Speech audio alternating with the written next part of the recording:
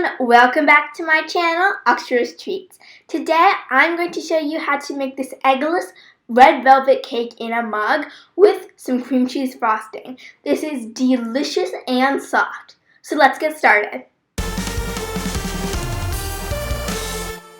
While we're making the cake, we're going to let the cream cheese and butter soften.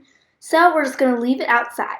We're going to start out in our microwave safe mug, and we're going to add in 2 tablespoons of all-purpose flour, 2 tablespoons of white granulated sugar. You could use cane sugar if you would like, a half tablespoon of cocoa powder, a 4th teaspoon of baking powder, and an 1/8 teaspoon of salt, which is about a pinch. We're going to mix this together and then add in 3 tablespoons of buttermilk or yogurt, whichever one you have, but if you have buttermilk, I recommend you use that.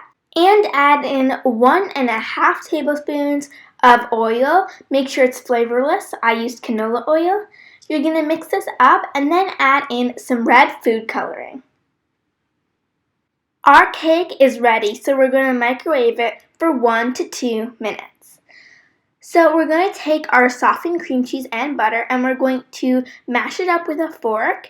And then we're going to add in 4 to 5 tablespoons of powdered sugar and a splash of vanilla. When it's done and you mix it all up, we're going to put it on to our cooled cake. Please make sure it's cool so that the cream cheese does not melt on top of the cake.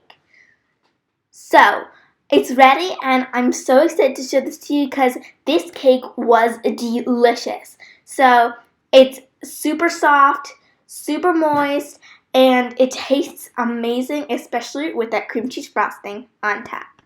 Thanks for watching. I hope you enjoyed today's video and you made that red velvet cake with some cream cheese frosting on top.